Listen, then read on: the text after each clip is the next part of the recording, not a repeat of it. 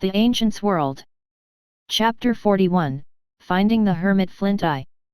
Overlooking the city of Zetter from here is truly amazing. Beautiful Victorian-era buildings and soon lights are being ignited in the city with the setting sun for the night. I shouldn't waste any time and make my way to the city to find a place for me to stay. An inn will be easily affordable and I don't have to worry about that.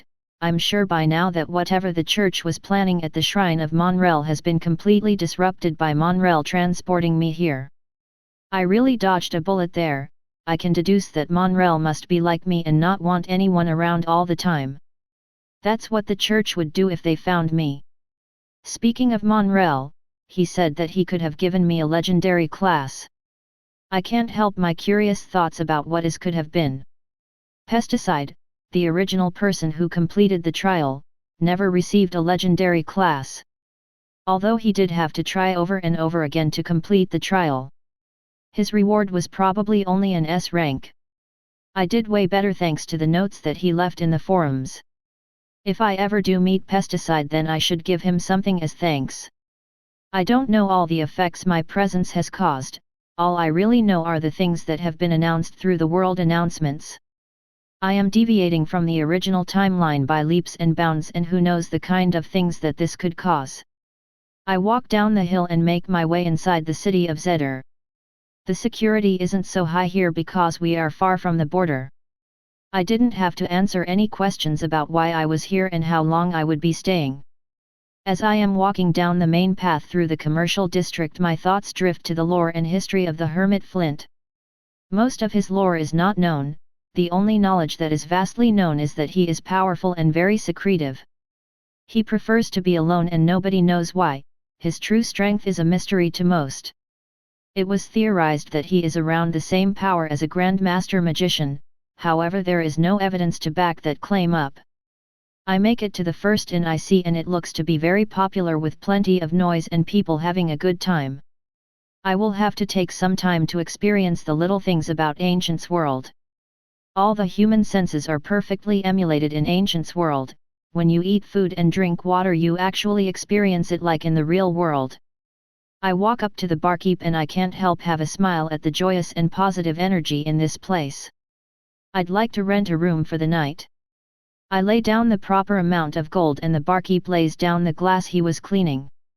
He picks up a key and heads out from behind the bar. I follow him and he takes me to a room that has a regular queen-sized bed and a window that views the city a little higher than the rest of the buildings. Need anything else? We also do room service. I nod my head no with a smile. He understands and leaves. The room is perfectly silent despite all the noise from downstairs. Most of the inns in Ancient's World use sound nullifying magic in their guests' rooms so they aren't disturbed. Too bad we don't have this function in the real world. Imagine how many people would be happier if their loud neighbors or siblings didn't bother them. I lay on the bed and the world is finally dark. I have some time before I get off. Maybe I should check the auction house. I won't buy anything from it, but it would be nice to see what the items other players are finding. I open my interface and open the auction tab with my mind. The front page is showing a bid on a very rare grade Knight's Shield. The bid is pretty high considering the bleeding curve in player levels and gear. If you have money to burn then why not, I guess. I go to the artifacts page and see some pretty cool things. The artifacts page sells scrolls, ancient tablets, and books containing lore and sometimes even skills. I can't lie, I am a lore junkie when it comes to game. I love to know the history of the game's world I am playing in.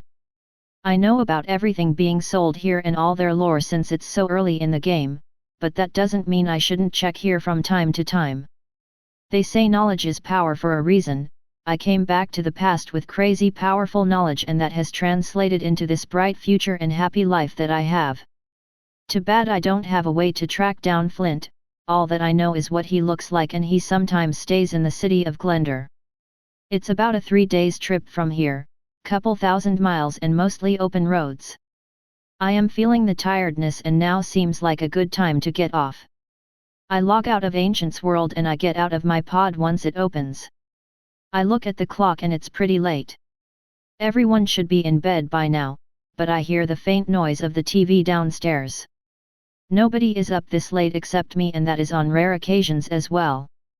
I head downstairs to see who it is, and once I make it to the living room I can see both my parents snuggled up watching some old movies. "What are you guys doing up?" I ask my question, and they both jump from the sudden question coming out of the darkness behind them. Mom looks back and sees me with a confused look on my face. "Geez, sweetie, you almost gave me a heart attack." My mom tries to be loud and quiet at the same time, kind of funny watching her try to scold me while being quiet. "Come over here and watch some movies with us, Sarah." I can't remember the last time it was just the three of us. Not something I planned, but spending time with my parents is something I haven't done in a long time. I sit in my favorite chair and start watching the movie. I never did get an answer about why they are still up even though they are usually in bed. You still haven't answered my question. Why are you guys still up? You're usually in bed by now. My parents chuckle in the most relaxed and carefree way I have ever heard. I look away from the movie and look at them. They are just sitting there while they lean on each other. Dad is the first one to speak, and I'll say this is the most comfortable they have ever looked. "Well, Sarah, I don't need to work anymore, and neither does your mom. We don't have money problems and we are free from the shackles of debt. Now that our lives have been emptied of schedules and deadlines, we realized that we can do whatever we want now." I never looked at it like that. I always looked at them as my hard-working parents who did everything possible for us. Now that they don't need to work so freaking hard to do that important thing, they are spending quality time together. I am more than satisfied with that answer. I continue to watch the funny movies and laugh along with my parents. I am soon fast asleep in my chair and off into dreamland. My parents are still up and watching movies and are having a private conversation without me. The Adamo couple look at each other and look back to Sarah's sleeping face. Violet is the first to speak. "We are so blessed to have this life and family that we have, honey. All of our blood, sweat, and tears have raised one great kid. They are still having a problem with Haley and her rebellion, but they will find an answer for the problems that are being caused by this never-ending conflict." Christian sighs and kisses his wife's forehead. "Don't worry, Violet. I don't think Haley will be in this phase for much longer. Just give her some time." They both continue watching till the end of the movie. After it's finally over, they get up and notice a little problem. They have to carry the tall and built Sarah up to his room. Violet is the first to rush forward. She tries to lift Sarah off the chair by carrying him the same way every parent would when their kid was smaller. He's gotten so big, so fast. She is trying for the life of her to pick up her son, but the reality that he isn't a baby anymore sinks in for the first time. Sniffle, where did all the time go? It's like I missed his whole life. Sniffle. With Violet on the verge of a motherly breakdown, Christian comforts his wife in her suffering. He rubs the top of her head to try and help relax her. Her face is buried in his lower sternum since she is much shorter. "I'll take him upstairs. I'll be in bed after I get him settled." He lets her go and approaches the sleeping Sarah too. He begins to lift him off the couch and has his own version of struggling. Huff. Huff. "Shit, kid. What did your mother feed you?" Huff. Huff. Huff. The realization that this isn't going to be easy sets in and he can't help the smile growing on his face. Before he can make it to the stairs, Violet calls out to him. "Hold on, I want to get a picture of this." She quickly pulls out her phone and snaps one fast. The dismay and back pain is growing on Christian's face, but he is let go by his wife and he takes Sarah up and puts him in his bed. While this is all happening in the real world, there is a heated discussion happening in Ancient's world. Chapter 42, Finding the Hermit Flint 2.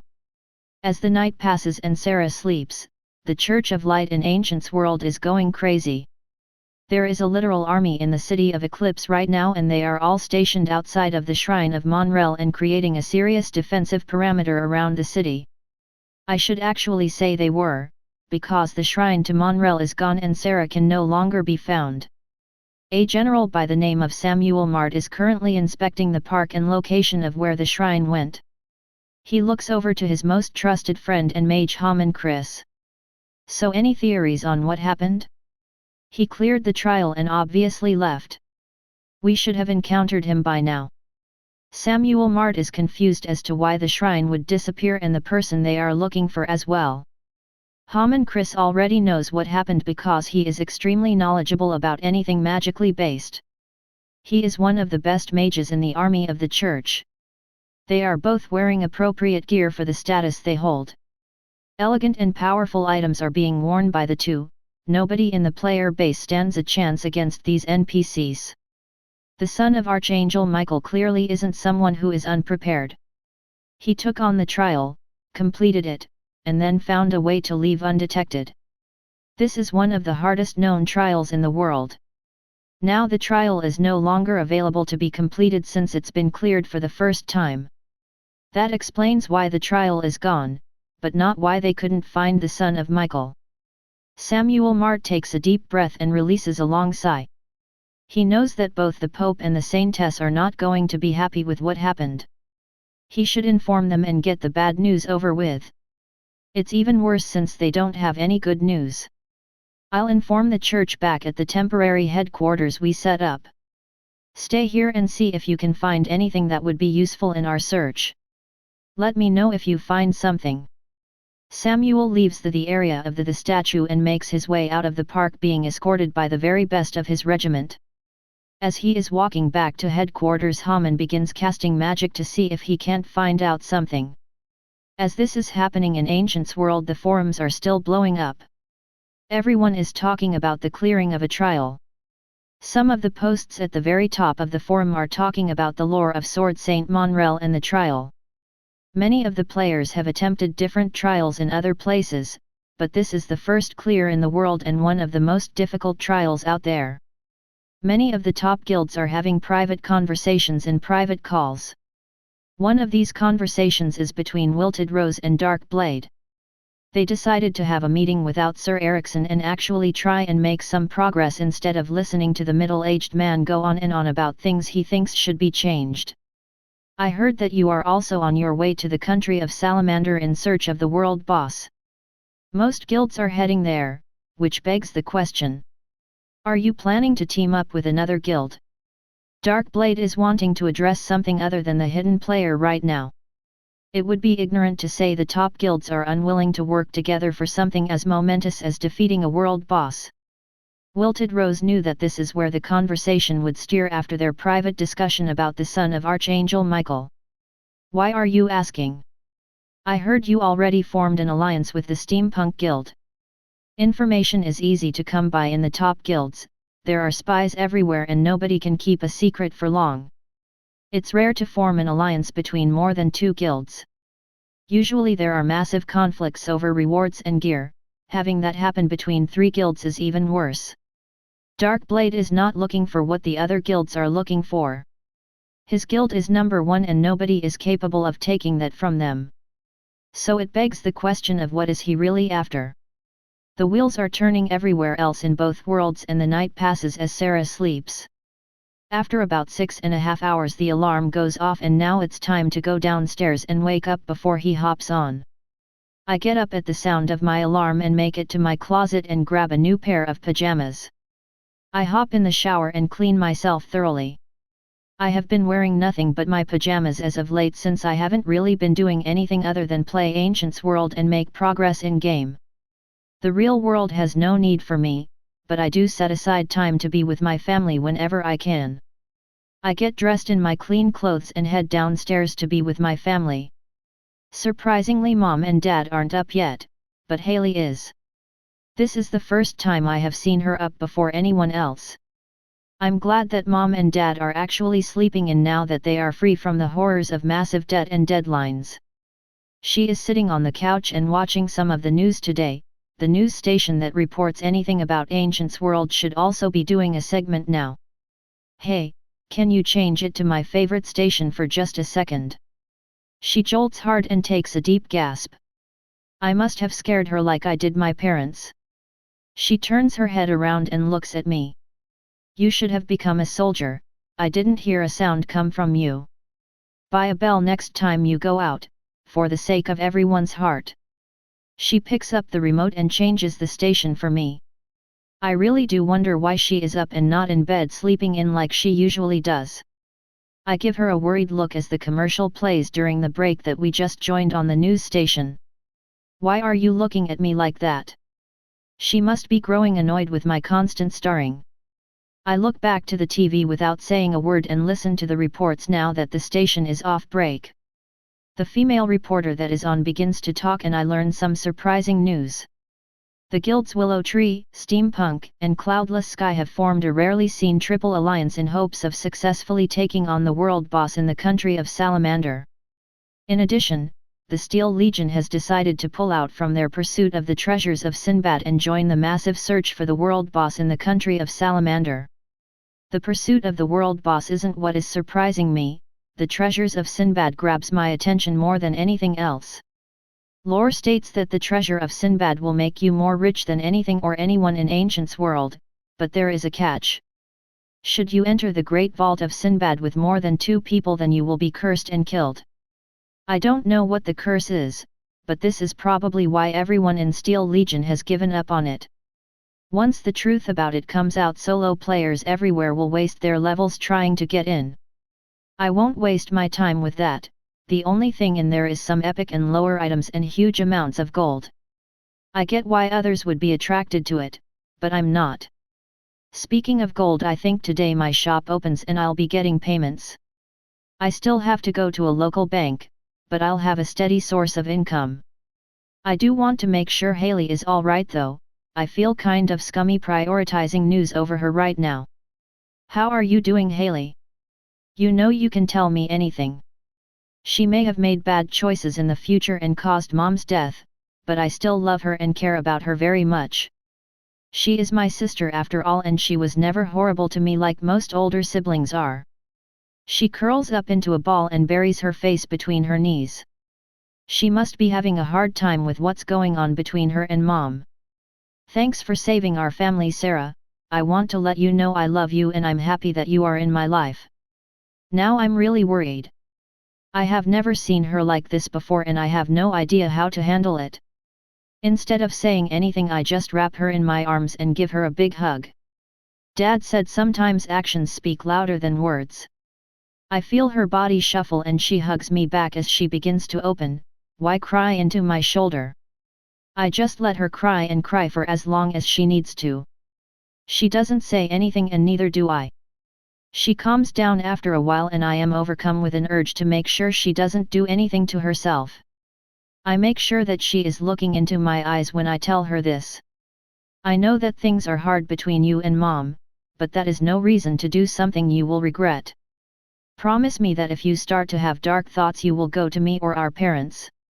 I promise Mom will forget about everything if she knew how hard this is for you. She looks for any signs of doubt in my face, but there is only confidence and security. She looks down at her clasped hands and nods her head silently. I am now okay since she knows she has people who she can lean on. I kiss her forehead and head upstairs. I hear the channel change and some news reporter starts talking about things happening in Korea and Japan. I always loved the cultures there and always wanted to visit. I should make plans and head there someday. I close my bedroom door and hop into my gaming pod and load into Ancient's world. While Sarah is getting ready to continue his journey, there is an important meeting happening at JNX Inc. James Raymond is having a heated discussion with the head of system integrations. What do you mean the player's information is blocked? So we have no idea who he is and what is happening to the system. Find me answers. I want to know why something we designed isn't working. For US. I don't care if we don't have the technology, just get IT done. With the final command yelled into the phone, I slam my fist on the table multiple times. I take a seat now that I have vented my anger and make a deep sigh. We have no idea what's going on and no way to fix what's happening. I know Xander is going to hate this news. Chapter 43, Finding the Hermit Flint 3. I get up from the bed that I laid down in when I logged off. My first step should be getting to the city of Glendar. That is one of the only places he is known to be at. When I get there I'll have to do some asking around to find him.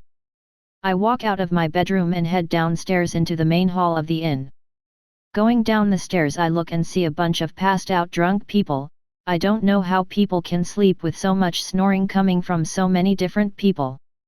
I reach the bottom of the stairs and I can see that the barkeeper is cleaning up some dishes and glass pitchers.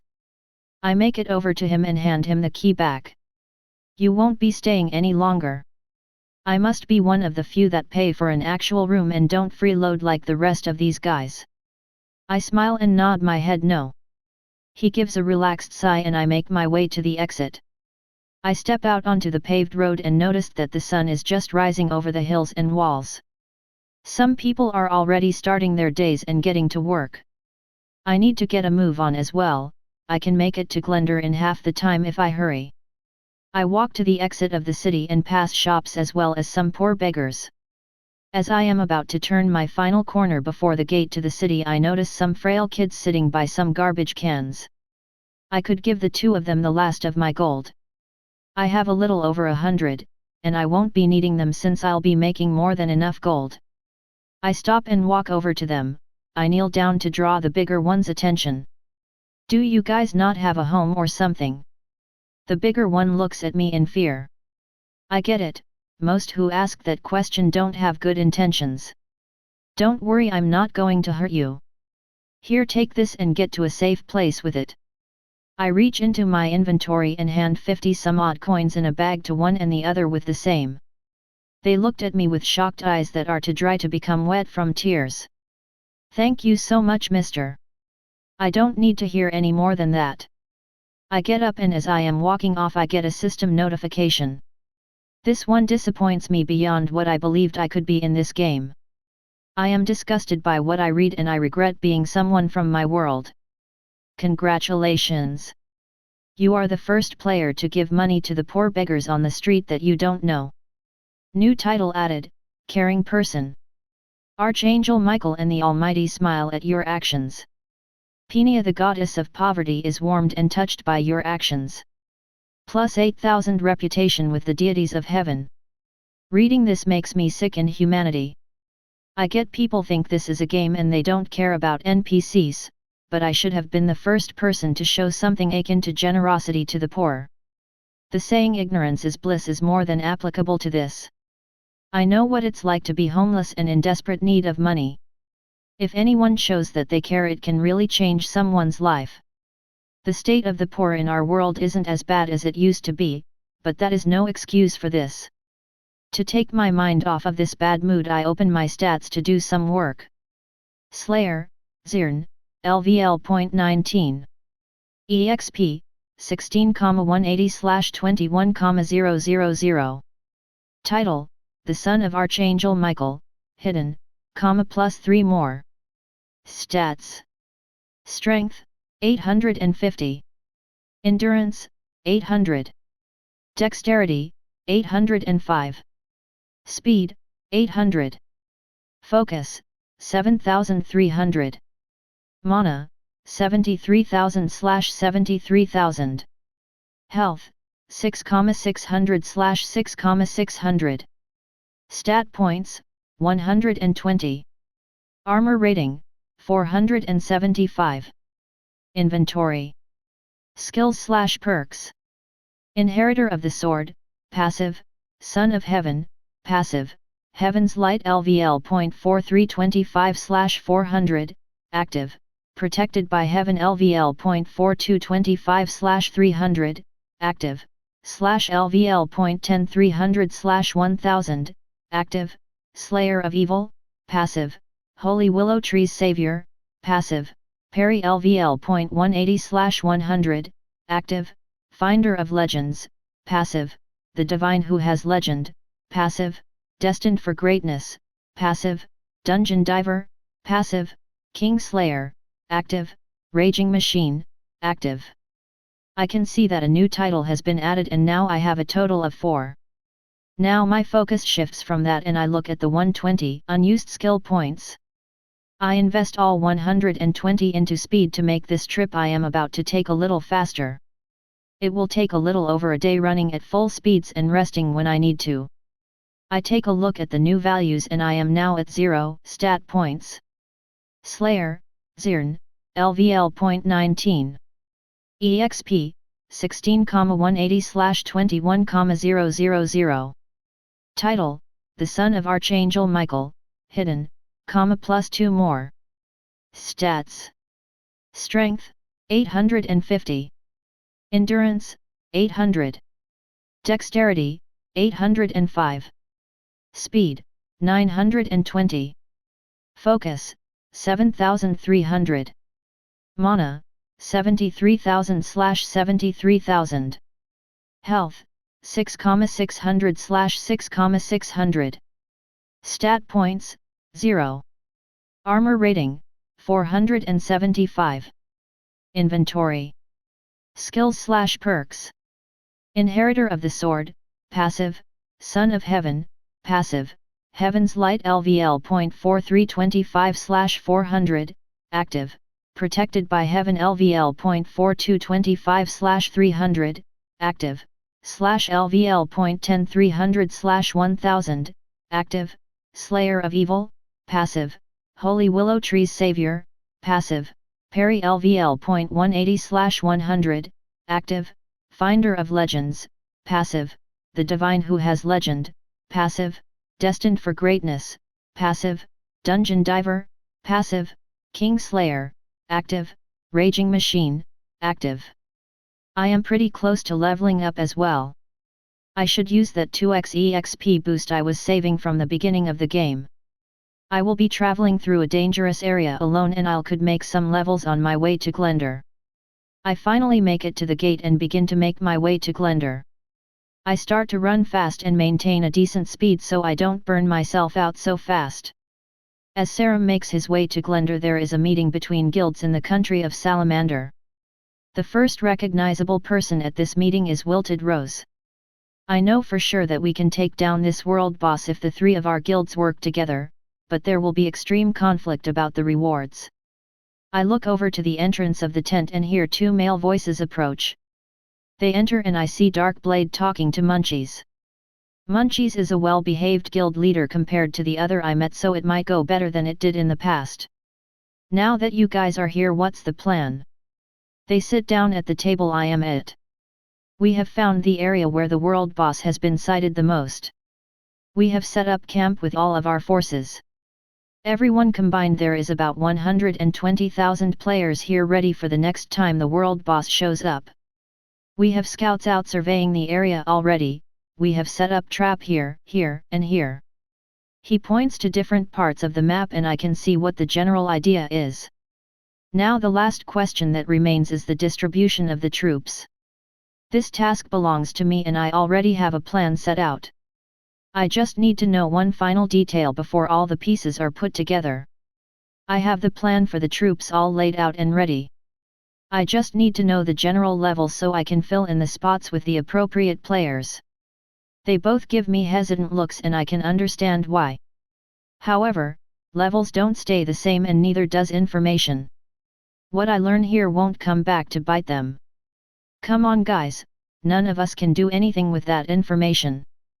Munchies sighs and I can see that he has relented. Darkblade is still hesitant though.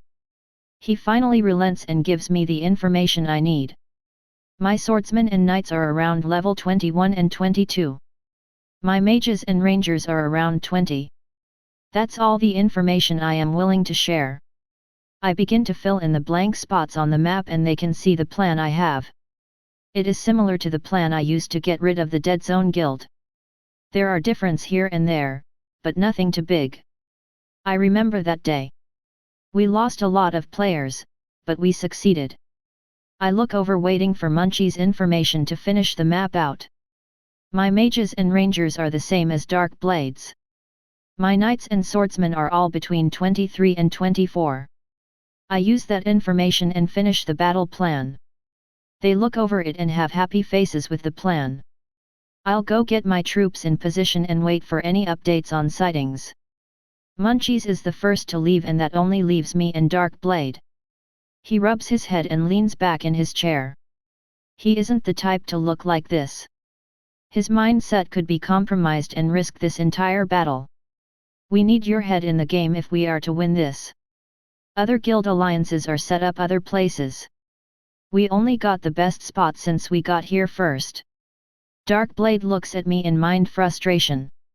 I touched a nerve and now he seems to be even more in edge. Instead of dragging this on, I make my way out of my tent and go speak to my commanders. We also play a role in this battle just like everyone else, and I'll be damned if I am the reason it fails. Chapter 44, The Road to Glendar I. I have made it pretty deep into the trail and I can feel plenty of enemies out in the wilds of Vittersfall. The enemies here in Vittersfall are stronger than the ones in Zenith. That's how it is for players at least, it doesn't make any difference to the higher leveled NPCs. For the NPCs that haven't reached tier 1 yet are in the same boat as the players. I won't have any issues killing opponents now that I have the witness. This sword is truly ridiculous. I can see why Pesticide was infamous in his battles. This blade will kill any player. Just a regular attack now does 34,300 damage. The new active skills I got will also make it to where I can take on higher leveled enemies. As I am doing a light run to get to Glendar faster, I encounter a caravan that is under attack. The guards are holding off the attackers as best they can, but they are slowly falling. Some bandits actually set up an ambush point like this so deep in the wilds of Vittersfall that it makes me question their intellect. I can see the leader shouting orders to his fellow guards. Make sure you protect the precious cargo. It is too important to lose to some raggedy-ass bandit scum. I will admit that he does a good job motivating his soldiers. All the carts are filled with cargo except for one that looks to be carrying a noble or wealthy merchant.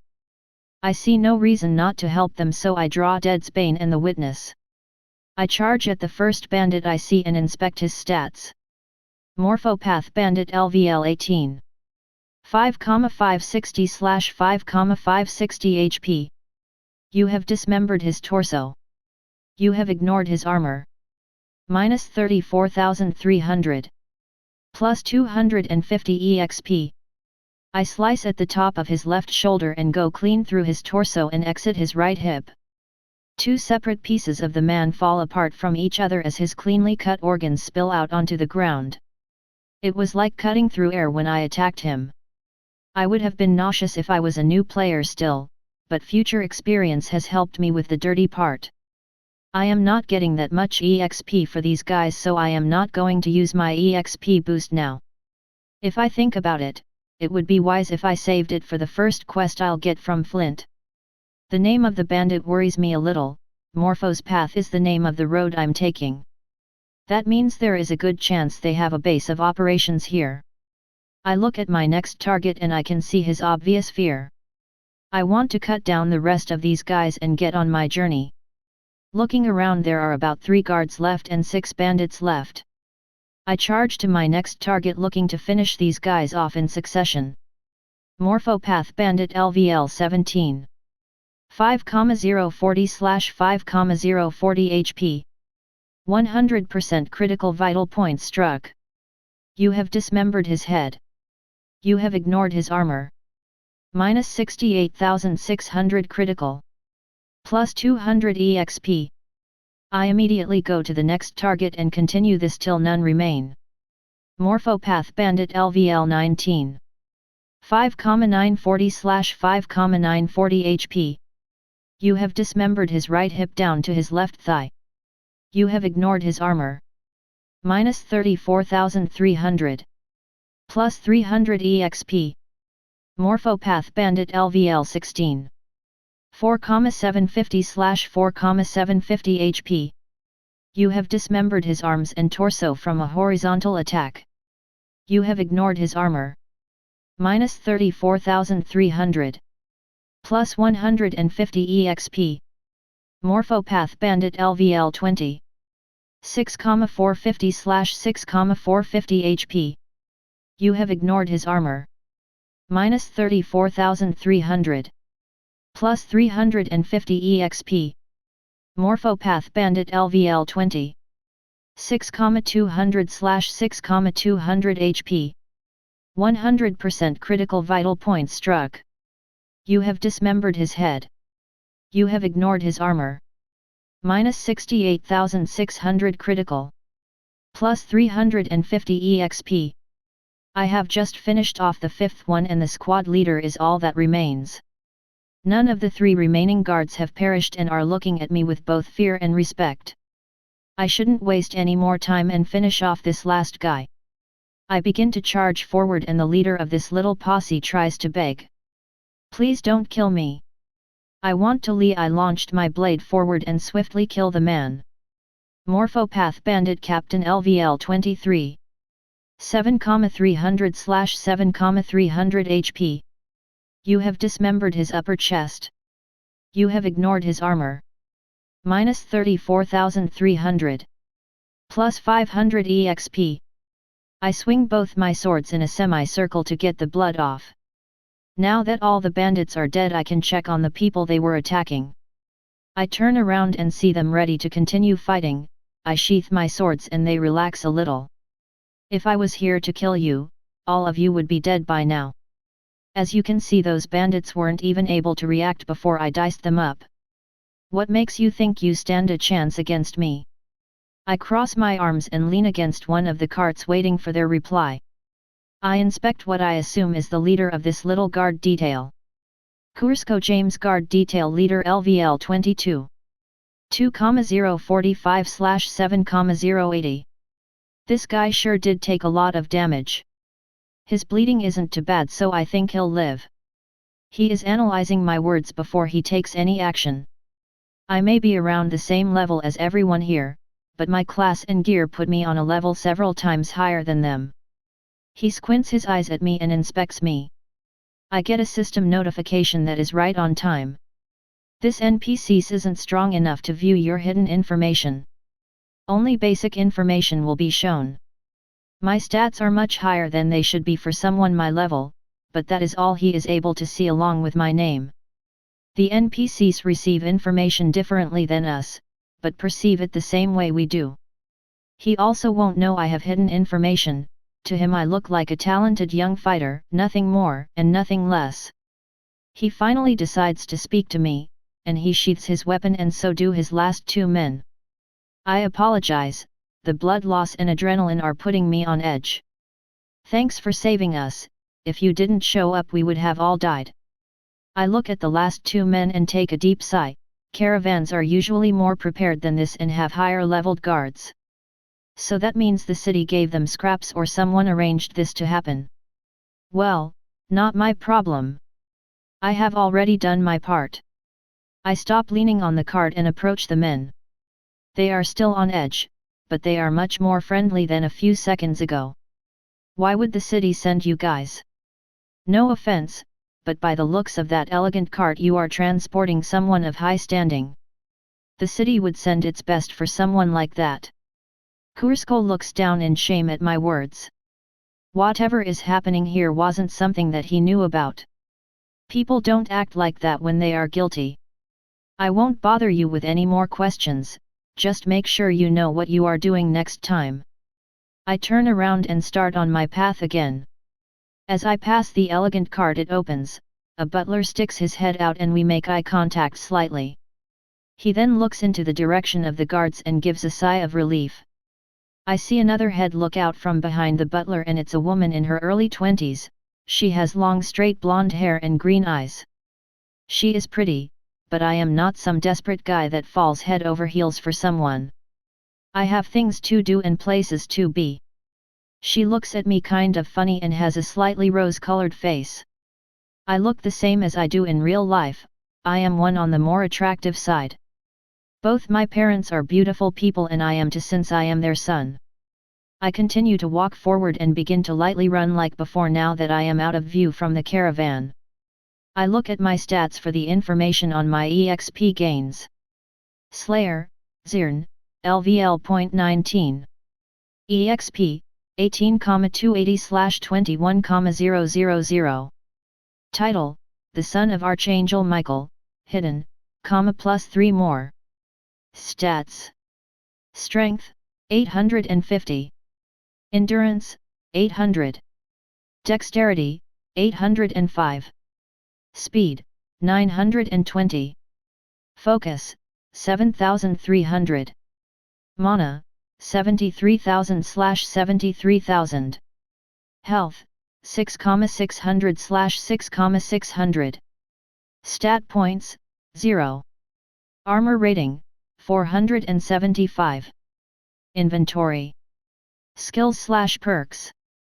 Inheritor of the Sword, passive, Son of Heaven, passive, Heaven's Light LVL.4325/400, active, Protected by Heaven LVL.4225/400, active, /LVL.10300/1000, active, Slayer of Evil, passive, Holy Willow Tree's Savior, passive, Parry LVL.180/100, active, Finder of Legends, passive, The Divine Who Has Legend, passive, Destined for Greatness, passive, Dungeon Diver, passive, King Slayer, active, Raging Machine, active.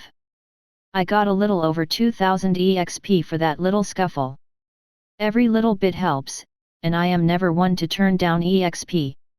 I run for a couple more hours and now I should be a little over halfway and I have time till the sun goes down.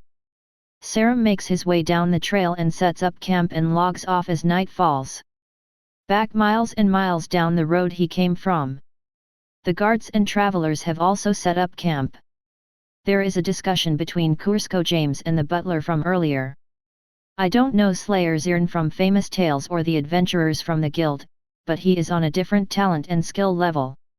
His stats are insane, and he is also one of those new people.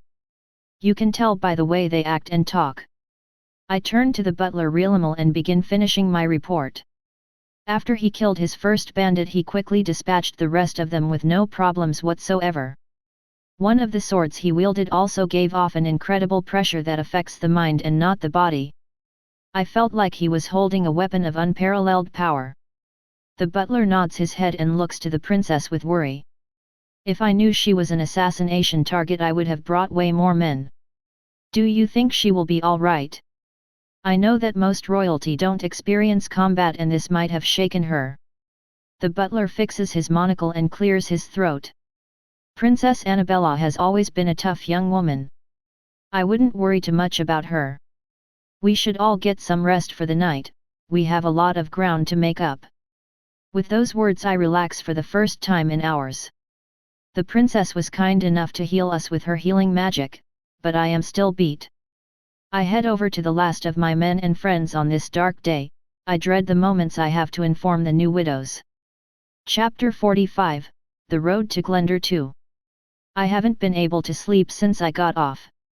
I am pretty excited that I get to do the quests for Flint and make some huge progress. I know some information about Glendar, but I'll have to talk to some people and see if they know where Flint might be. I've only been to the city a couple of times and I know my way around the common NPCs. I also remember there being a legacy class hidden by one of the adventurers in this branch of the Adventurers Guild. The young woman who gets it becomes very famous. Now that I think about it, she should be getting it really soon.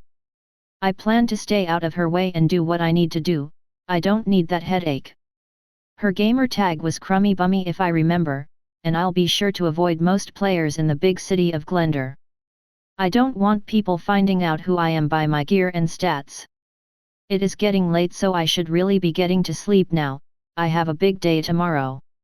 As Sarah goes to sleep and rests for the night in preparation for the remaining distance of his journey tomorrow, the people of the caravan are talking about the young Slayer Zirn that saved them.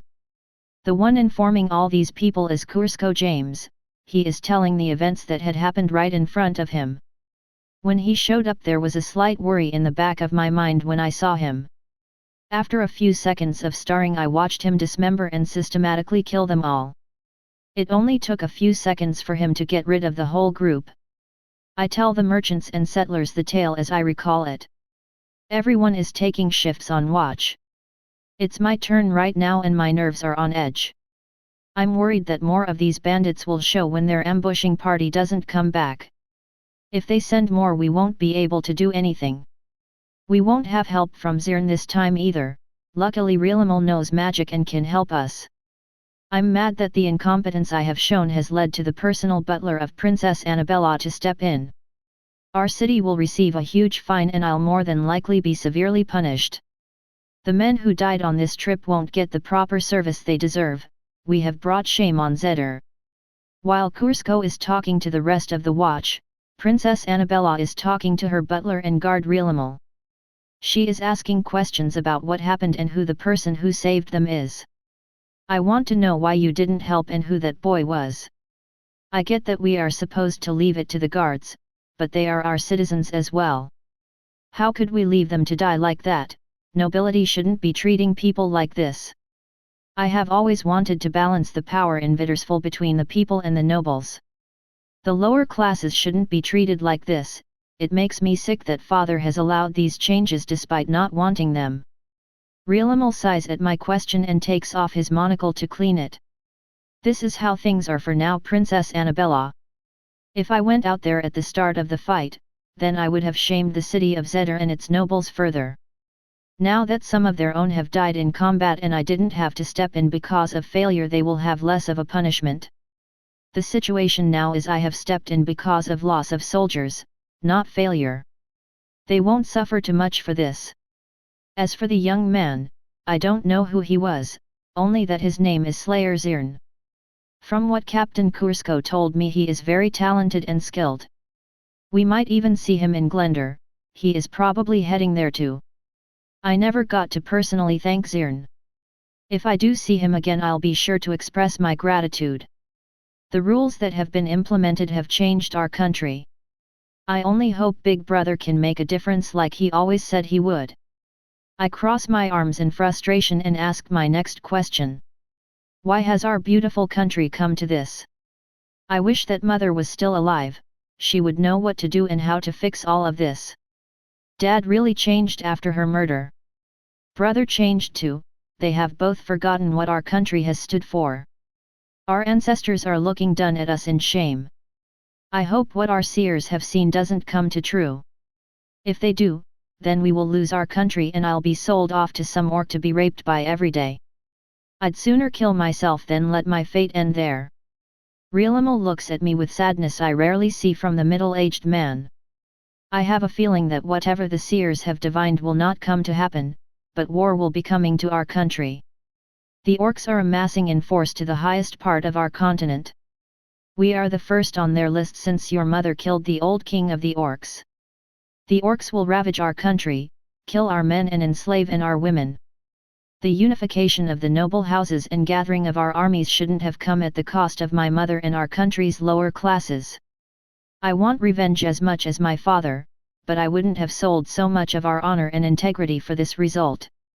I hope you're right, Realemel, cause if you aren't, then we will be the first ones to suffer the orcs' wrath. The orcs are one of the oldest and toughest creatures on the continent. They will surely reunify and begin the crusade they left unfinished 700 years ago. This time we don't have a divine artifact to save us. All of this stress is making me tired and I don't know what the next day has in store for me. So I'm going to get as much rest as I can. As the night passes and day arrives, Sarah also gets up ready for the day. He is currently in bed preparing to get ready. I have a few hours left in my journey to Glendar, so I am not in a rush to get there. I want to see what the news has to say about what is happening in Ancient's world right now. I get dressed and head downstairs. I smell Mom's delicious home-cooked food and hear some laughter between two people. I enter the kitchen and see my parents talking. This is the first time I have seen this specific scene. They both see me and smile. I smile back and make my way to the couch and sit down. I turn on the TV and switch it to my favorite news channel that report everything about Ancient's world. I see the same pretty news reporter that I like the most. There has been a huge spike in interest and player population in Ancient's world. Anyone that has an internet connection is trying to get a pod so they can play. Now would be about the time the player population rises again. There are already about 3 billion playing, and that's about to double. Ancient's world is massive and it could hold and sustain more than I could put a number on. It has an NPC population of about 17 billion, a little bit more than us. Ancient's world is massive. It was theorized by scientists that Ancient's world has no known limit. Only constant development in size to make sure all the creatures both good and evil are sustained. This is something that won't be found out till about the time I left in the future to come here. Soon I am joined on the couch with both my parents as they watch the news with me. The pretty reporter begins to speak now that the break is over. There has also been a huge influx of guilds in the country of Salamander. They are all waiting for the world boss to appear. I have 100% confidence that the world boss will be beaten, however many will perish in the fight. Taking down the Archgrove will be a task that requires all the guilds to work together, not just a few. I'm sure every single one of them will be surprised about the rewards for defeating world bosses. I continue to listen to the news and soon my father gets my attention. Do you remember what today is? I have no idea what he is getting at. I nod my head no and both my parents chuckle.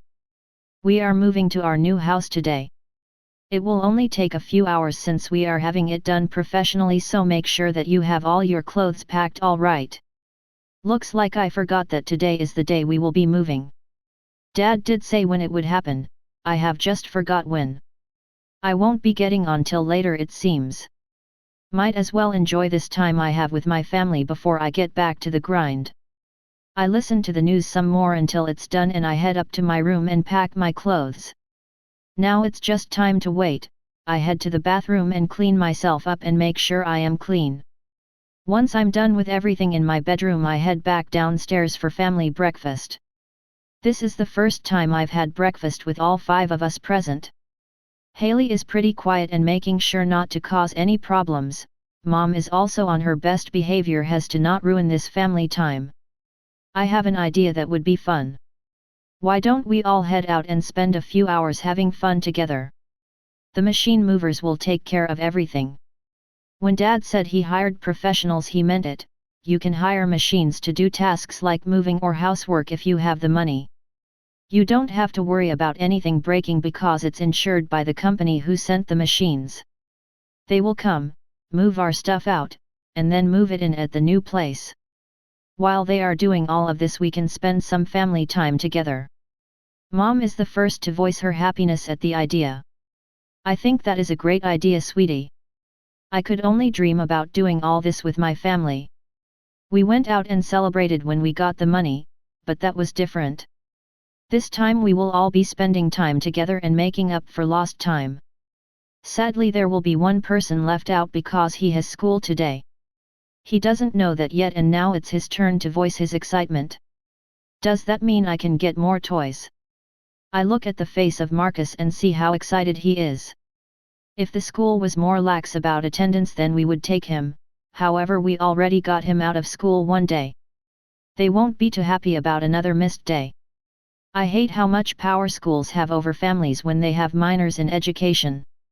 Mom and Dad look between each other and look sad that they have to burst his bubble. I'm sorry Marcus, but you have school today. Your father and I will take you this weekend to make up for it. As soon as Mom said that Marcus begins to lose composure. Soon he is bawling his eyes out and runs to his bedroom. I feel for him. I hated school with a passion. Nothing worse than being forced somewhere you don't want to be.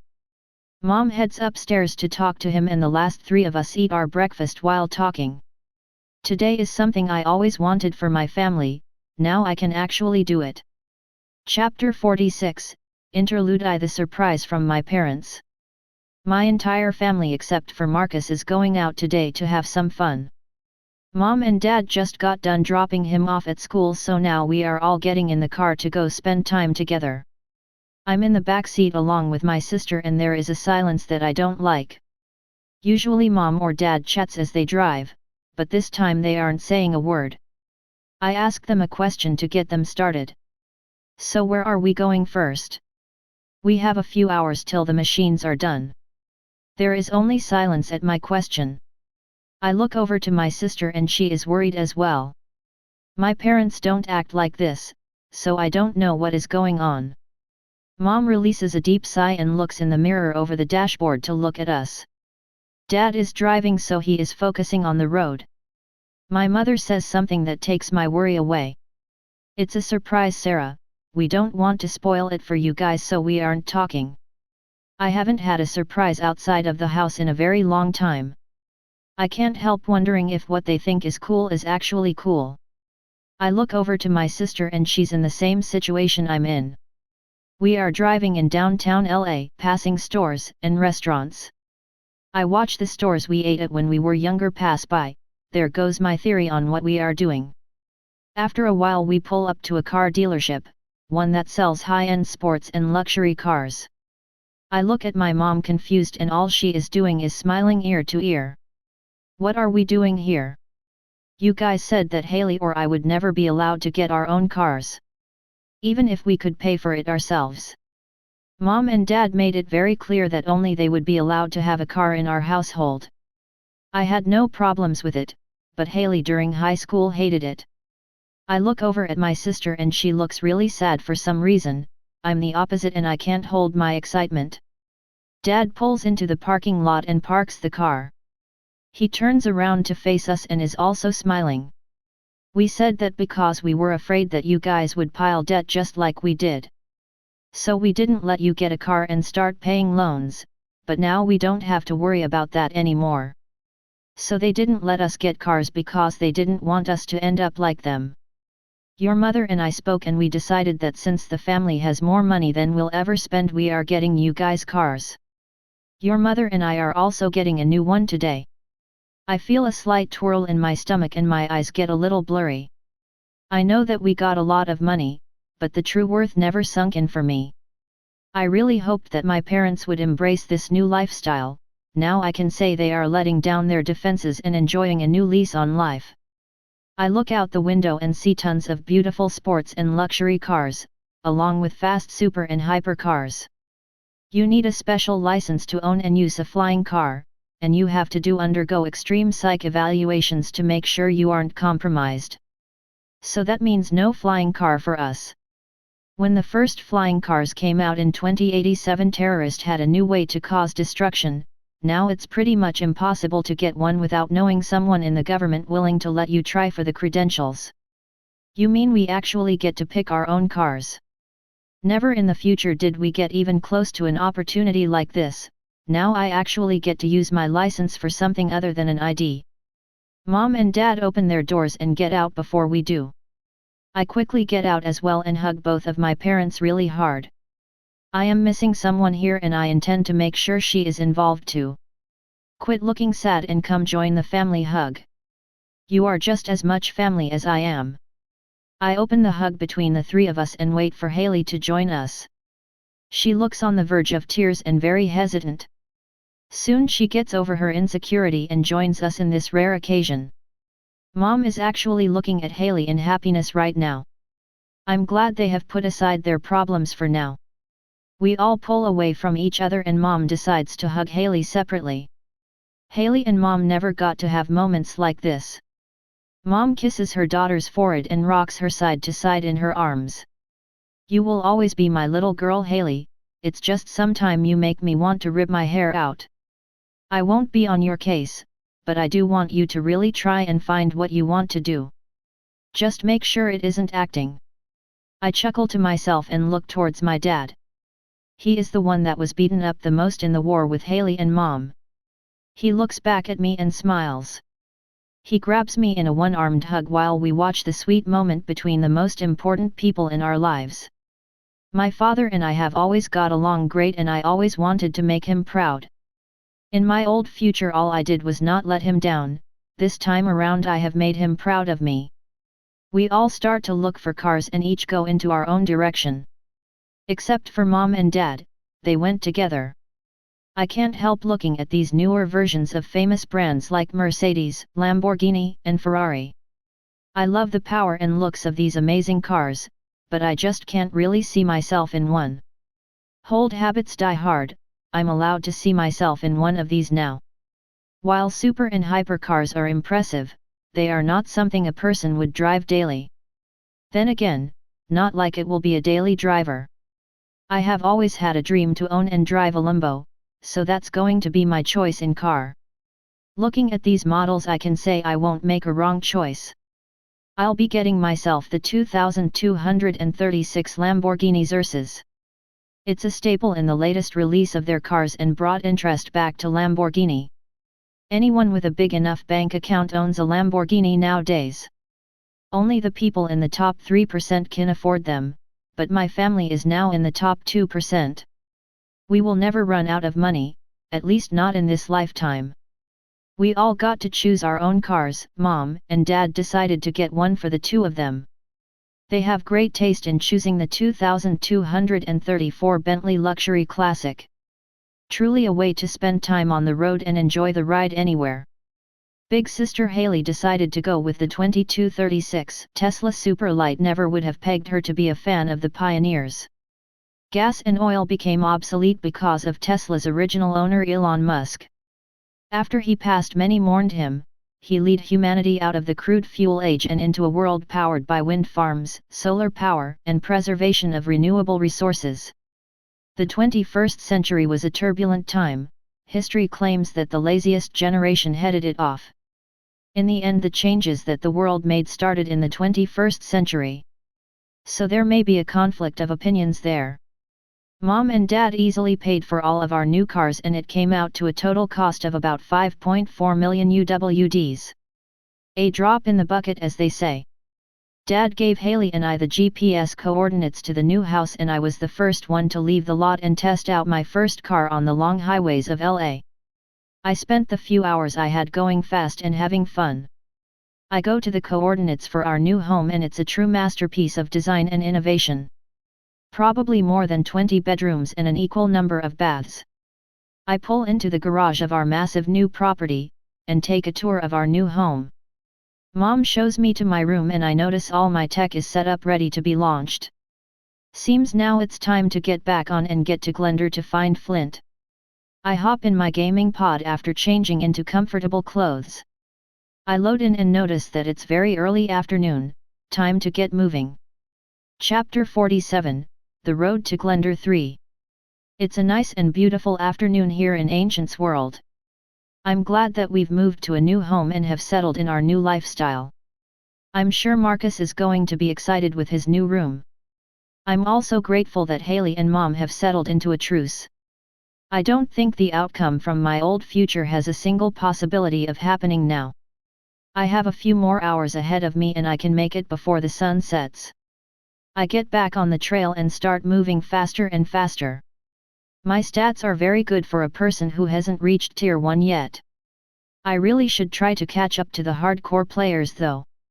Most are probably pushing the cusp of level 25. I have no intention of falling behind and losing out on the great rewards of being the first to tier up. My tier up quest will be incredibly difficult thanks to my divine class. The original owner Blue Chaos said the tier up quest in Zenith City was a challenge he wasn't prepared for. However, he doesn't have the witness. He left the instructions of how he beat his tier up quest. That is a discussion for another time, however. Cross that bridge when I get there. I need to address a problem I have been ignoring in my journey of Vittersful. The Orc Kingdom is supposed to move soon, and every country is supposed to have problems with them. Vittersful stands its ground for a while, but after countless deaths it has to ask the Church and other countries for help. This is going to be a world event, like the war in Zenith. The last outcome for this was the fall of two kingdoms and the extinction of the goblin race that sided with the orcs.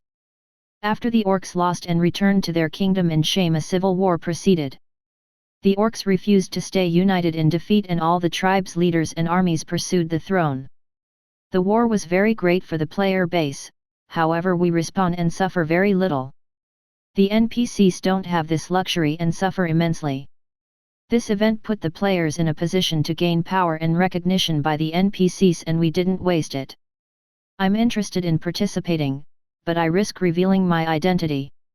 I prefer to remain hidden and fulfill my objectives. Not like anyone is strong enough to help in the coming conflict anyway.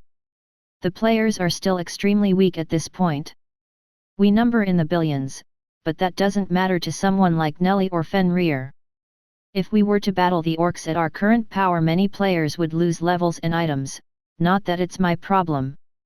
Another interesting topic is the major guilds are going to start making huge moves now that the first guild hall has been built.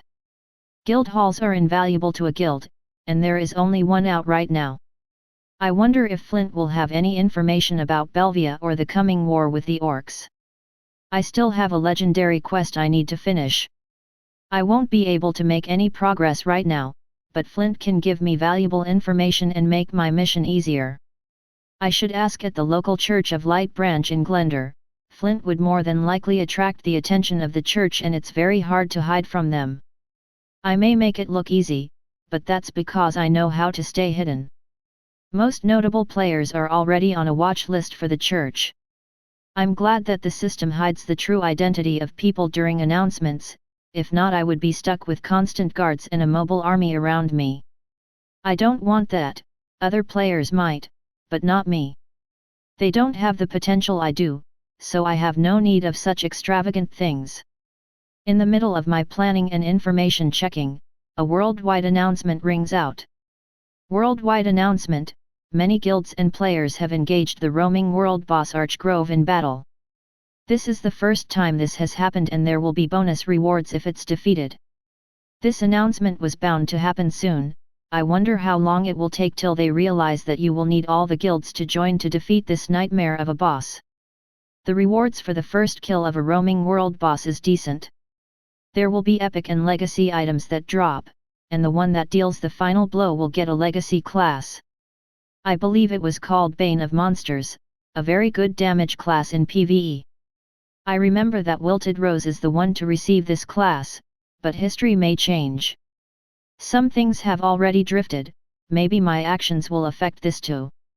After another hour of running, I finally make it to the city of Glendar. I haven't seen any notification about the battle, so things must be pretty rough over there. Now isn't the time to focus on that though. It's time to visit the local church and see if they have any information on Flint. I pay the fee to enter the amazing city and can't help enjoying the sights. It's one of the most detailed and massive cities besides the capitals. I will never get tired of seeing Glendar. After walking around for a bit, I make my way to the local church and enter their always open doors. This reminds me that I have a note to send. Instead of heading to the head of the church in this area, I go to the messaging area. I should send Amelia a letter just like I promised. I write her updates about what has happened, and where I plan on going and doing. She would have a general idea from the announcements from the church's magic system. I want to give her a personal update though. After I finish filling out the page and closing the envelope, I put it in the box and it disappears in a flash of light. Now it's time to talk to the head of the church here. I make my way to the area where Mass is performed and see the head of this church talking to some of the city's guards. They finish up and head out before I reach the stage. I quickly inspect the leaders so I can see who I'm dealing with. Church of Light Glendar Branch Leader Max Vermis LVL.100 Tier 2 1,250,000/1,250,000 HP. I get the bare bones of information, and I remember this guy becomes very well known by the NPCs for inventing a cure for night wards. Didn't know he came from this place. Learn something new every day. As I approach, he begins to speak in a polite and just manner. How may I help you, young man? He is on the slightly older side and has a gentle voice that an old man would have. As I prepare a response, he also inspects me. This NPC isn't strong enough to view all your information. Only your base stats and name will be shown. I am used to this. Imagine if people had this ability in the real world. People wouldn't leave their houses if this was going on everywhere they went. I take a breath now that we are close enough to talk at normal levels. I was wondering if I could ask for information about someone that doesn't really want to be found. It's urgent that I find this man. Max rubs his beard as he thinks about my request. The church can't refuse anyone in need, but they are allowed to hide information about the powerful people they deal with. It's just as private as it is public. He goes and sits on the little chair given to the head of church's branch leader.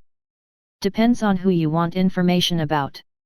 I'm not the type to just give out information willy-nilly, young man. This is what I expected. I need to choose my next words very carefully. If I make one wrong step here, then I'm on my own. I have a brilliant idea that just might work. I reach into my inventory and pull out the quest paper for the legendary quest I'm on. I hand it to him and he gives both the paper and me a calculative look. I'm looking for a man called Flint. I was hoping that he would have information that can help me on this quest. I can see that I have piqued the old man's interest with this.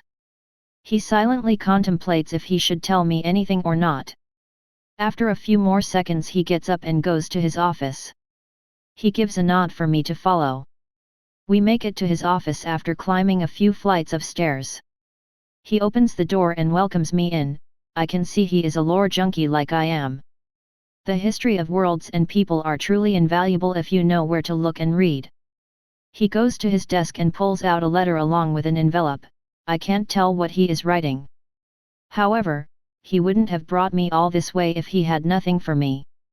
After he is done writing everything, he seals the paper and puts his personal seal on it. He walks back over to me and hands it over. This is a letter ensuring your safety for when you meet Flint. Normally he just uses magic to teleport people away from him, but with this he will give you some time to speak. You can find him in the mountains of Helda, to the north of here. It's about a day's trip with your speed. I smile in gratitude and give a slight bow in recognition of his authority. I may be more important than him in others' eyes, but I always treat people as an equal. I don't want to waste any time and I leave the office as well as the church. I can probably make it halfway there before nightfall. I leave the town of Glendar for now and head to the mountains of Helda. They are beautiful and very big, same size as the Alps in my world. I also know there are powerful enemies in that mountain range. So I'll be able to get some levels as I travel its tough terrain. This is the first time I'll be meeting Flint and I can't help being excited about it. I may find out things that were never written in the forums from the future. I know about the generous quests he gives and how to answer his riddles. When I answer his riddles right, he will have to give me quests with large amounts of EXP. I wonder what is happening in the country of Salamander right now. I bet that Archgrove is causing some serious problems with the older players' hearts. Chapter 48, The Mountains of Helda I have decided to pull an all-nighter in-game. I shouldn't waste this time by getting off. So many players are leveling up and all I have done is stay at level 19. If traveling long distances wasn't such a problem, then I would be the highest leveled player. The mountains I am heading to are notorious for high-leveled creatures that are tough to kill. Well, maybe for a normal player with a normal class. I think I'll be able to dispatch of any creature I come across. Speaking of plans, I haven't heard anything from the world announcements about the Archgrove and the battle happening. They may have already joined forces and are whittling down its massive health pool. I recall that its health is in the tens of millions, impossible for a low-leveled normal player. On the other hand, hundreds of thousands attacking the same target will eventually win against Archgrove. Pretty much every major guild will come out of this worse for wear. Players' levels will be lost faster than someone can say, well, shit on me. I'm only a few minutes away from the entrance to the forested mountains and I'm excited for some combat.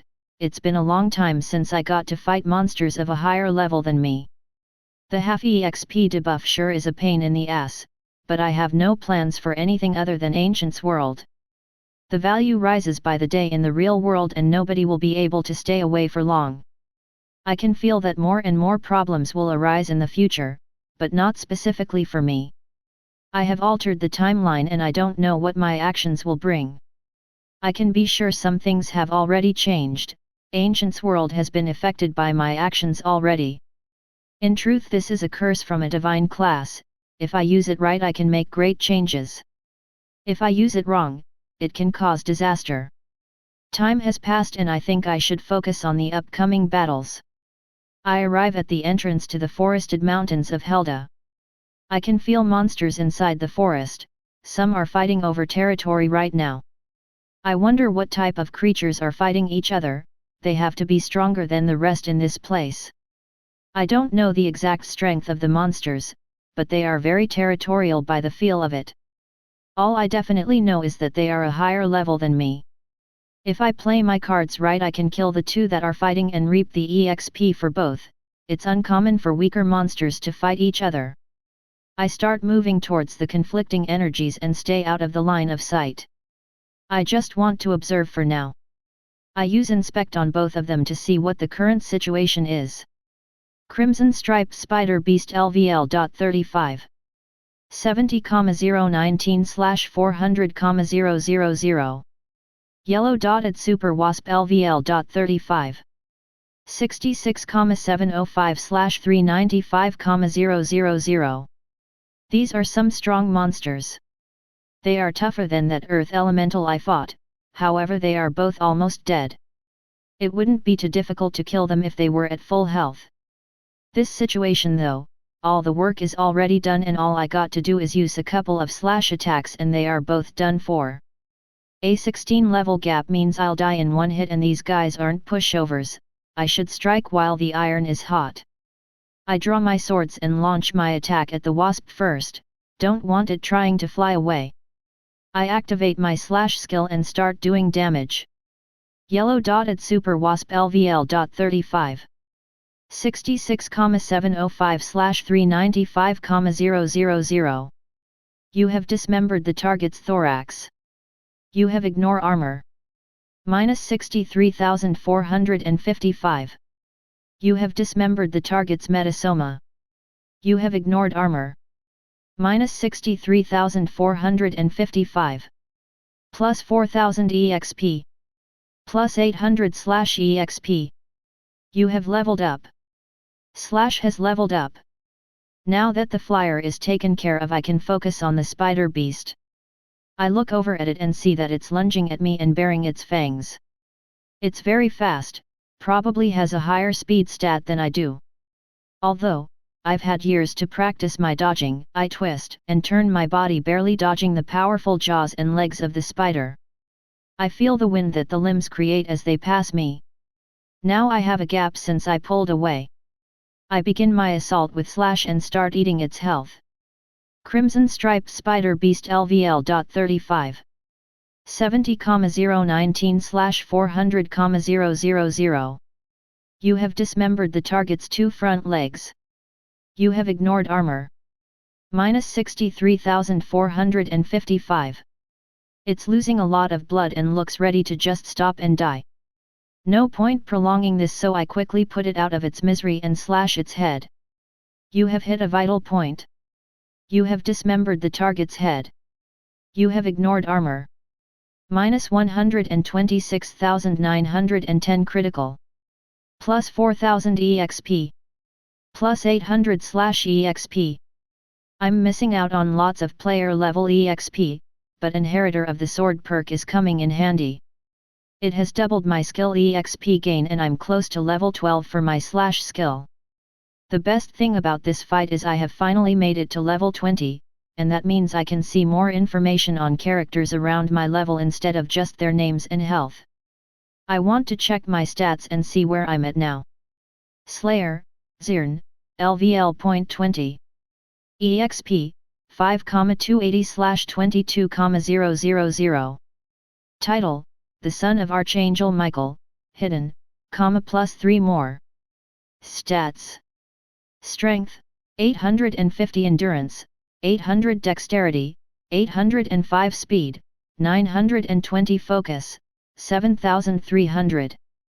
Health, 6,600/6,600 Mana, 73,000/73,000. Stat points, 10 Armor rating, 475. Inventory. Passive perks. Inheritor of the Sword, Son of Heaven, Slayer of Evil, Holy Willow Trees, Savior, Finder of Legends, the Divine who has legend destined for greatness, Dungeon Diver. Active skills. Heaven's Light LVL.4325/400 Protected by Heaven LVL.4225/400/LVL.11900/2000 Parry LVL.180/100 Kingslayer N/A Raging Machine N/A Looking at these amazing active skills, I have noticed a small problem. I'm lacking any attacking skills other than slash. Next time I get a chance, I should see about any skills I can learn from vendors. The slash skill is the basic skill for blade-oriented classes. When you start the game, anything should be equal to it or better. The two monsters didn't drop anything super good, but the spider did drop a silk ball. I can sell this to a clothing merchant for about 60 gold. I feel kind of bad now that I realize how hard everyone else is struggling to get gold. Most players probably only have about 10 to 15 gold by now. I can continue to kill monsters while I search these mountains for Flint. I'm sure that he is deeper in. That's good for me, since the deeper you go the better it gets, and I'm capable of hitting the end of this place. I will probably get a few more levels considering how strong everything is in here.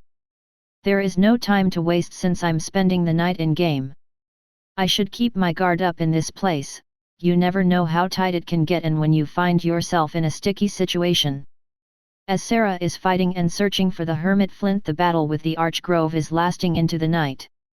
The leader of Willow Tree, Wilted Rose, is talking to the other guild leaders now that they have come to understand the strength of the roaming world boss. I listen as multiple leaders yell their concerns and casualties in this battle. My guild didn't suffer as much as others did. I noticed the eerie feeling it gave off, and my instincts led me to far less casualties than the other guilds. Willow Tree is sure to come out of this stronger if we beat this thing. Darkblade raises his hands to silence everyone in the meeting room. The tent goes quiet as we all listen to what he has to say. We have all gravely underestimated the strength of the roaming world boss, despite only being level 30. It has more health than anything I have ever seen in this game. It's safe to say that we thought this battle would go the same way others have in different games. I can agree with that statement. Not only did it overpower us, it learned as it fought. This doesn't just tell us Ancient's world is truly different, it tells us that NPCs, bosses, and everyday creatures have the same, if not greater, intelligence as us. This has caused many veteran gamers who are used to dumb A.I.s or scripted fights to feel overwhelmed and defeated. Nobody in this tent was prepared for this game and all the changes and features it brought. Darkblade continues talking and everyone is making sure they listen. The only way we are taking this monster of a boss down is if we all join forces. As soon as he said that, protests and arguments broke out. A lot of the guilds here have bad blood with each other, and aren't willing to share the rewards. I completely understand where they are coming from, however many people in this tent also want to be the ones to take down the first roaming world boss. The glory is just as good as the rewards. Everyone in this tent will have their names etched on the achievement board. The only person on the achievement board right now is the son of Archangel Michael. All the present guild leaders and their commanders would join him. Many are hoping to get noticed by the mysterious man. I only want to draw more attention to my guild and improve growth potential in Ancient's world. The arguments don't plan to stop anytime soon, so maybe I should give it a shot since the peaceful communications didn't work. I approach the table and look over to Darkblade. I nod my head for him to take a step back and he allows me to speak this time. Everyone has noticed that I have taken the negotiations and are now prepared to listen to my idea since the other one didn't work. Instead of fighting over the rewards now, how about we all agree to fight for them at a later date?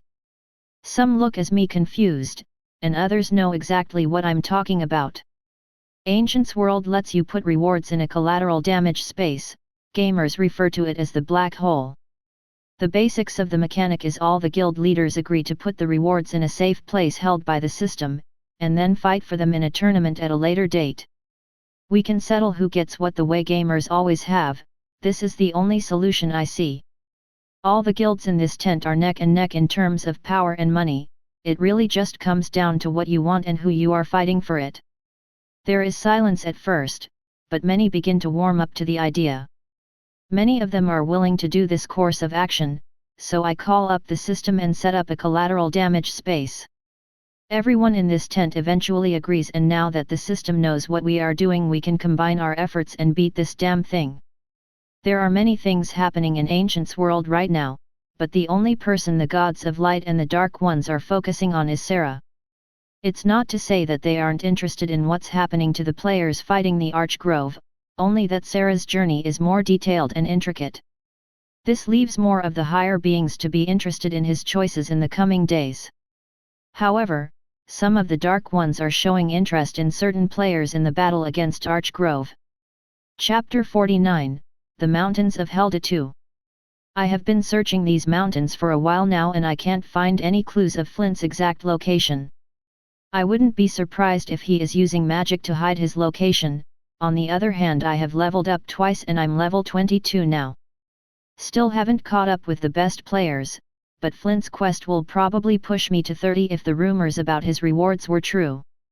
I have 30 unspent stat points now and I think I should just save them. I open my stat panel to see where I'm at EXP wise to the next level. Slayer, Zirn, LVL.22. EXP, 12,880/24,000. Title, The Son of Archangel Michael, Hidden, plus 3 more. Stats. Strength, 850 Endurance, 800 Dexterity, 805 Speed, 920 Focus, 7,300. Health, 6,600/6,600 Mana, 73,000/73,000. Stat points, 30 Armor rating, 500. Inventory. Passive perks.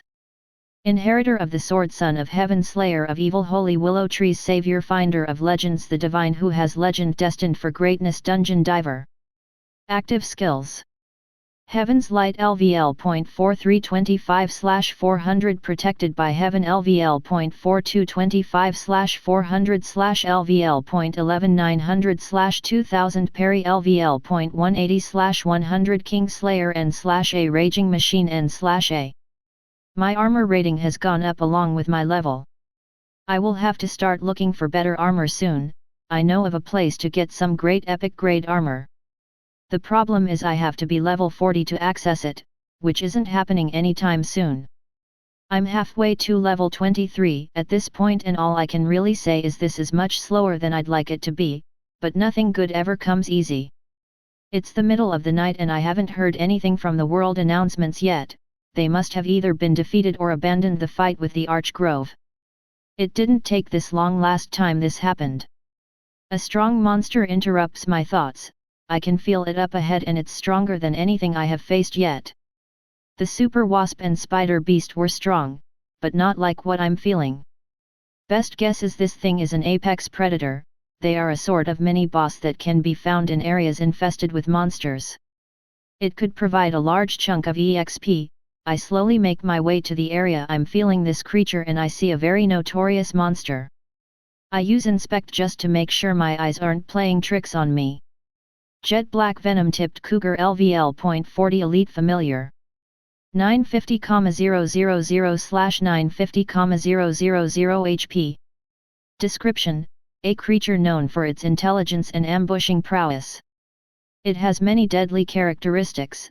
The one that you don't want to get attacked by is the venom on the tips of its teeth. The battle will become extraordinarily difficult in the dark since it seamlessly blends into the darkness. This creature is a familiar to a person in a nearby area. It's a familiar, so that means its master must be at least a level higher than it. My instincts are telling me this beast belongs to Flint, and it's protecting the entrance to his current home. I can take this thing down, but its endurance, dexterity, and speed are higher than mine. Monsters have way higher health than NPCs do. A level 50 tier 1 monster will have at least 4 million health. That is why so many organizations like the Monster Hunters Guild and Adventurers Guild exist. It will take a couple of tier 1 NPCs to kill a single tier 1 monster. As I am thinking and going over some information, a worldwide announcement goes off. Worldwide announcement: a player has discovered the legacy class, Blood Mage.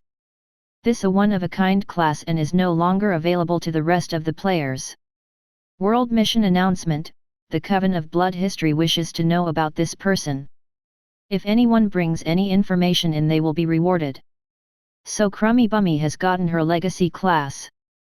Blood Mage is a lore-rich class and has some very unique abilities. I only know a little bit about it, but she will become extremely famous when her identity is discovered. Her class allows her to join a guild unlike mine. I focus back to the task at hand and look in the direction of the familiar. Bad news though, it's gone. I quickly jump out into the open so it can't sneak up on me in the darkness. It was more than likely trying to ambush me. I look around the dark woods and I can't see or hear anything. My nerves are on edge. This thing can jump out from anywhere and it's hiding its presence from me. I have both of my swords drawn already, however I hear a voice call out from the darkness. I believe you have been looking for me. I turn to the direction of the voice and see an old man with a clean-cut beard and totally shaven head. Looks just like he was described in the forums. I have no intention to fight anymore and I sheath my blades. He takes the gesture as a sign of goodwill and begins to walk forward. I was hoping to speak with you, Mr. Flint. He looks at me annoyed. I don't know what I really should call him, and saying the Hermit Flint is pretty long. We are now only a couple feet apart and he begins to rub his beard. I get a notification from the system about what I expected. This NPC is strong enough to view all your information. I watch as his expression never changes. Someone with his personality wouldn't react like others would. He closes his eyes and looks to be contemplating. Soon he takes a short sigh and turns around. He begins to walk away and I stand here doing nothing. You coming or not? He turns his head around as he stops to look back to me. I catch up to him and begin following him in the dark woods. After a while we come to a small shack in the middle of a very small field. His home is quite small and remote, truly lives up to his name as a hermit. I can see that he's growing some herbs by the side of his shack. Other players wouldn't know what they are, but I do. Some of them are of epic and legacy grade, so he's a fan of alchemy. That was never in the forums or in his known lore. We eventually make it to the front door and he opens it. The inside of this place is actually like a mansion. Some sort of space magic that is warping its size beyond the front door. It's that or the front door is a portal that links to another place in Ancient's world. I follow him in silence all the way to his library. There are books about the history of Ancient's world and also old tomes full of magic skills. I bet Stubbed Toe would go crazy about this place. As I'm about to ask a question, Flint beats me to it. I know why you are here, Zirn, but what you want will come at a cost. Give something to get something. I wonder what his demands will be for the information and quests I want from him. I will give you information on Belvia if you give me that adamantine metal you have. I have been hanging on to this thing for a long time with no uses for it. He can have the damn thing for all I care. I take the adamantine metal out and I hand it to him. He inspects its quality and stays dead silent as I watch him. In an instant the metal disappears in a flash of light and he turns his attention back to me. I will only give you one thing since I only got one thing. The information you need about Belvia.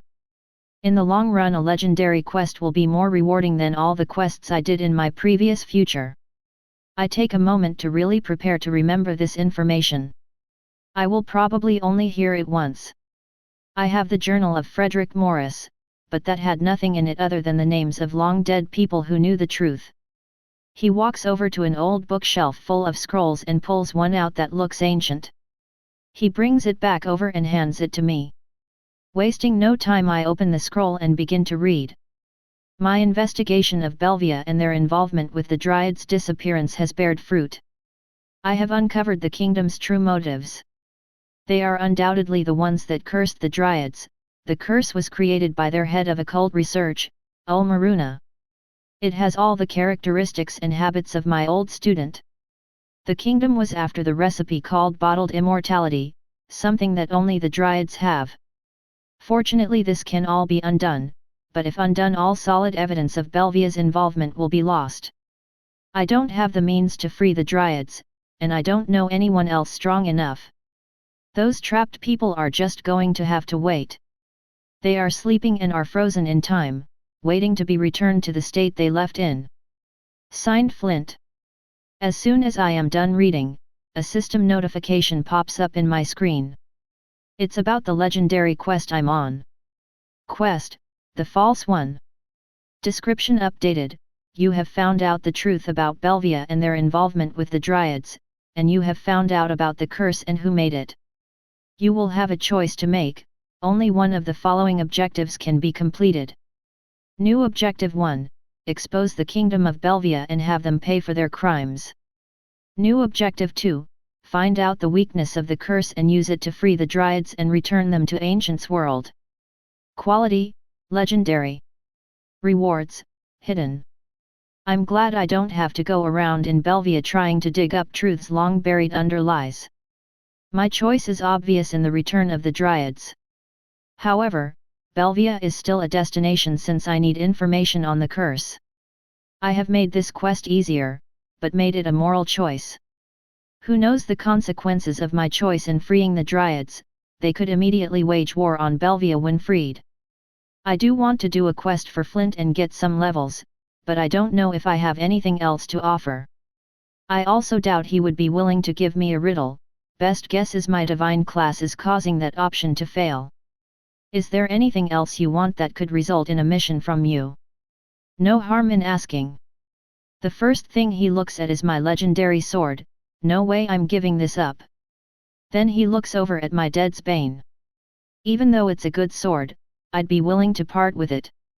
My damage will suffer, but I have great skills to make up for it. I have made up my mind and looks like I'll be using one sword for the time being. If I'm being honest, I prefer one. I have only dual wielded up to this point because I needed to, now I don't. I unclip Dead's Bane and hand it to him. It disappears in a flash of light and I feel a little empty. It was a great sword. Flint walks over to the same bookshelf and pulls out another scroll and hands it to me. I open it and I get a system notification. Quest, an Abomination. Description, find the research and notes of Ulmaruna on her development of the curse. Objective 1, find Ulmaruna's lab in Belvia's capital and bring the notes and research papers back to Flint. Objective 2, hidden. Quality, epic. Talk about something that can and probably will kill me. I look back up from the paper and I am shocked to see that everything had gone. The library, shack, and the open field. I'm in the middle of these dark woods all by myself again. Looks like it's time to get to a safe place and log off. I'm pretty tired. Thinking about it, my damage output is now only 8,850 with regular attacks. I can easily push that really high with Kingslayer and Raging Machine. Put those together with Slash and Heaven's Light and I get 716,297 at the lowest with all those active. However, I will only use Kingslayer and Raging Machine in tough fights since they have long cooldowns. So in reality I will be doing between 8,850 and 16,732.5 while only using Slash. With the lowest buff from Heaven's Light and Slash together I'll be doing 40,931.25. I can easily handle things just as good as before. So I guess I got something out of this trip. I spend a few hours running to get out of the forest and settle in a spot on the path back to Glendar. I log off and instantly hop into my bed and start to sleep. Chapter 50, A Way to Get Ahead. I wake up to the sound of my alarm and feel completely drained from pulling an all-nighter. I want to sleep in and just forget about today, but there are plenty of bosses and dungeons in Vittersful and they aren't going to get discovered by themselves. I get out of bed and go clean myself up. I have no idea what happened in the fight against Archgrove. I'll go downstairs and check the news. It's important to stay up to date about things happening all across Ancient's world. I make my way downstairs and can't help not liking the longer walk now. We have a much bigger and better house, but I'll miss things about the small one we had. I eventually find my way to the living room that's next to the kitchen and sit down. I pick up the remote and turn the TV on. It's a different reporter this time, an older gentleman. Most likely in his early 50s. I listen to the news about what has happened since I've been off. Many things have happened in Ancient's world in the last day. The one event that has grabbed everyone's attention is the defeat of the first roaming world boss. After several hours and many failed attempts led to something that has never happened before, all the guilds involved joined into a joint effort and took the boss on. So they did beat it, took longer than last time and a lot more very good players lost their levels. I wonder what the compromise was. Surely they are finding a way to divide up the rewards. I hear some walking and talking behind me. I turn my head and see Mom and Dad going into the kitchen. I watch as Mom struggles to find the new spot the coffee is in. Dad notices me watching and smiles with happiness. I guess you are still getting up early. Might you know where the coffee is? I don't drink coffee on the regular like my parents. I might treat myself to an iced coffee in the hot summer, but that's the only time I really drink it. I get up from the couch to help them look for it. I walk into the kitchen and start to open cupboards and drawers. Dad and I are checking the higher places and Mom is checking the lower places since we don't like bending like that. I eventually come across it and place it on the counter. Thanks for helping, sweetie. Mind if we join you on the couch? I don't know why they are asking to join me, it's their house. I nod my head yes and they follow close behind me. I look back at the TV and they are doing a different take on another continent. It's pretty rare for reports of a different continent to come in, and it's common knowledge that it's only one server players play on. The entire player base shares one world. I live in the Americas. So I spawned on a different continent than the British. In the country of Switzerland a new guild hall has been built and this is the first guild hall ever constructed by normal means. How about that? Looks like some unranked guild built a guild hall before the ranked ones did. I wouldn't doubt they sell the information on how they got to the point they were allowed to build one. Right now it's still a mystery. My parents are also watching the report with me as well. However, I feel like they want to ask something. I can feel that something is bothering you guys. I might be able to help if you tell me what it is. They both look at each other with apprehension. I know it isn't money or job problems, so I don't know why they are so worried. Mom looks like she wants to say something, but every time she gets the will to say anything she loses it faster than she gained it. I mute the TV so there are no distractions. My dad puts his cup of coffee on the table and takes a breath to calm his nerves.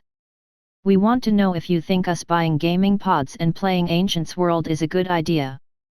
Your mother and I have seen how much fun it is for you, and now that our lives are free we want to pick up a hobby. I never expected something like this. I don't know if I should be happy or scared. They know nothing about Ancients World and have no experience in DDVR, they could have a hard time adjusting to something so foreign. They can both see the thinking look on my face and are growing more and more apprehensive at this idea. I don't want to discourage them, but I also don't want to babysit them in game. Do you guys know anything about DDVR? You do realize I won't be able to hold your hands in game. I have things to do and I can't spend weeks with you trying getting stronger. I know they are my parents, but there is nothing more annoying than having to teach someone how to play a game when they can learn on their own. They look at each other and then back to me, and then they nod their heads no. Figures they wouldn't. We aren't asking you to take care of us, we just want to go on an adventure together. I can't remember the last time your mother and I spent time together like we used to. So they don't want me to take care of them, they want me to give approval to their idea. They will learn that Ancients World is a drug and they will get hooked just like everyone else.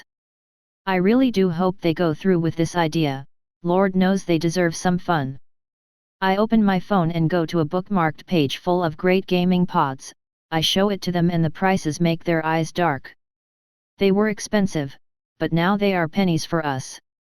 This is the gear that you want. You can order online and have it delivered the next day if you want.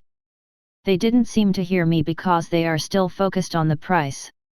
I paid for one and it's not like they are the same price as a car.